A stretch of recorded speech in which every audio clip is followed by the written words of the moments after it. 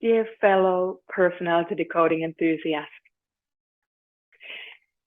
today we're talking about insecurities. You know, most often when we talk about insecurities, we talk about them being bad, and that if we feel them, then that must mean that there's something fundamentally wrong with us. But there is another way of looking at insecurities, and that's what I'd like to talk about today. What if our insecurities were actually loving messages from our subconscious mind?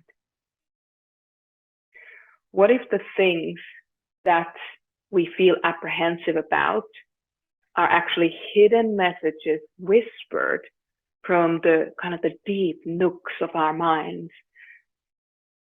and to our conscious thoughts and actions? What if that was actually the case? So today we're talking about some of the main insecurities that the different functionalities, the 8 different people can have. And what might be a loving message that that part of us is trying to tell us. Let's start with the unifier, extroverted feeling first. A lot of unifiers feel an insecurity around not being valued or not being lovable. Can you relate to that?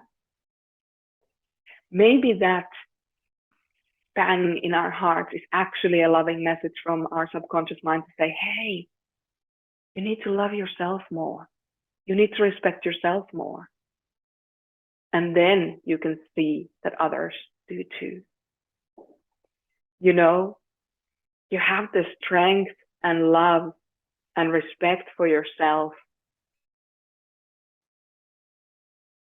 If you have that strength to love and respect yourself despite of what others think about you, then you can stay open-hearted even when others need something, because your cup is filled first.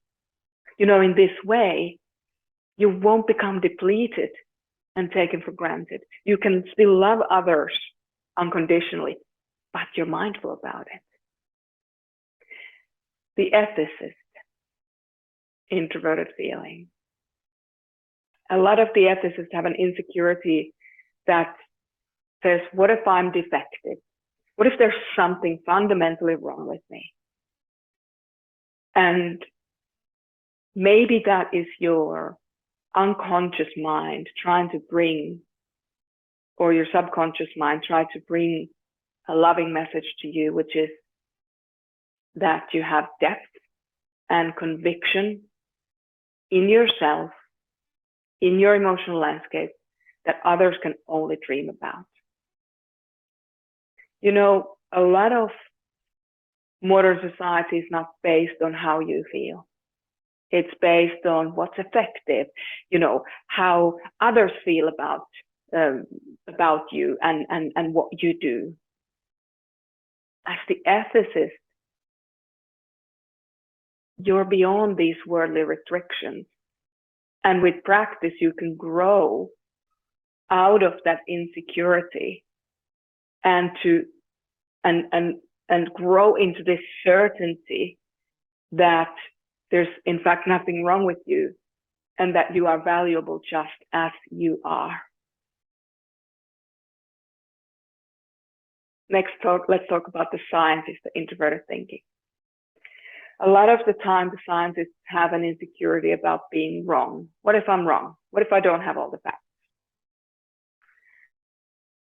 Maybe that is a way of our subconscious mind sending us a loving message that there are so many other options than just right and wrong. There's also, I'm in the process of learning. You know, failing forward is a great tool. It allows real-time, real-life data to emerge. And when you stop seeing things in black and white terms, you can allow yourself to discover facts and factors and concepts and constellations that live beyond that black and white world and that black and white thinking. So Maybe it's your subconscious saying to you that you don't have to be perfect to have value. Next, let's talk about the executive extroverted thinking. Oftentimes, the extroverted thinking is worried that what if their strategy doesn't work? What if this thing doesn't work? Am I willing to put my energy into this thing if it's not going to work? And what if it's your subconscious saying that you will learn a better way and you can dot the I's and cross the T's? What if, as an executive, you let go of that insecurity of perfection up front and become a learner again? What if you learn to double check your work before you submit it? What if you slow things way down so that if it doesn't work out this time, you know what you can change going forward? You know, your soul has such capacity to learn, improve, and come up with better solutions. It's really just a question of time before you find those solutions. What about the historian, the introverted sensing? A lot of historians have an insecurity around things just never changing for the better. What if this is it? What if everything that I've done in the past amounts to all that I am? And what if there's nothing that I can do to change the future for the better? And maybe that's a loving message from your subconscious mind to slow down and focus on how far you've already come despite your past experiences.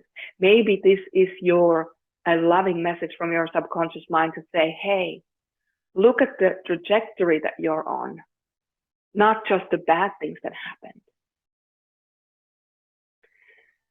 I'm wondering if when you learn to press pause on your insecurities stemming from what happened in the past, be that trauma or negative experiences or conditioning, what if you're able to recognize the past as the past and that it doesn't necessarily dictate the future?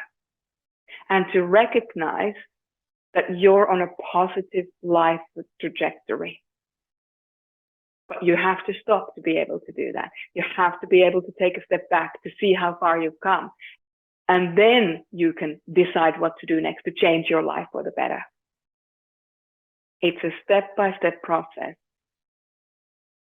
But be realistic about your wins and triumphs from the past, as well as the challenges that you faced, so that you don't just focus on the challenges. Okay, let's talk about the investigator, the extroverted sensing. A lot of extroverted sensors feel the insecurity of missing something, missing an important detail, or missing out on something that's important.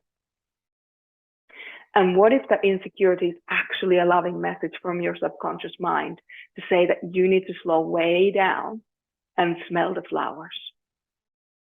Because the only way to miss out on something is to miss out on this moment. You know, when you're too frantic to enjoy your life, and I can certainly relate to this myself, I stopped living it.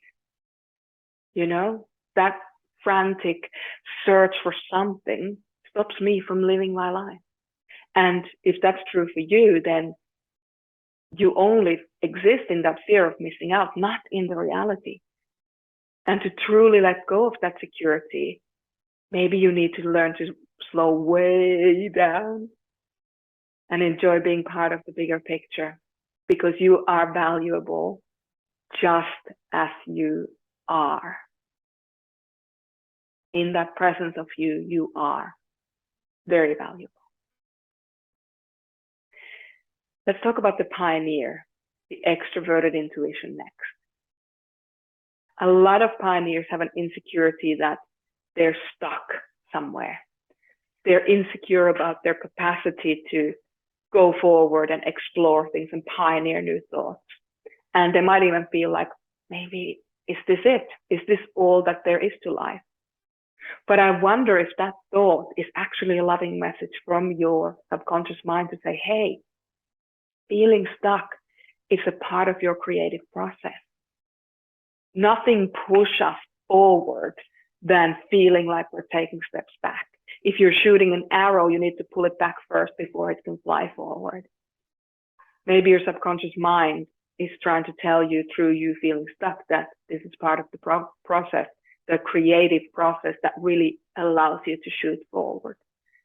And if you can accept that feeling trapped from time to time is actually a part of your process, then you can teach yourself to learn to feel comfortable in that discomfort of whatever circumstance you're facing.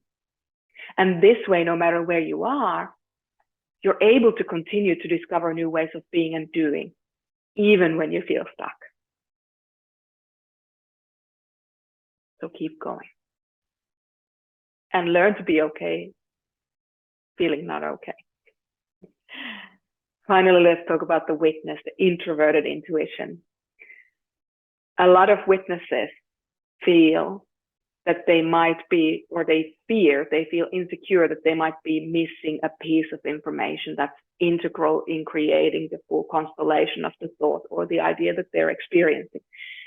And that fear might actually be your subconscious mind sending you a loving message that you need to learn to trust divine timing.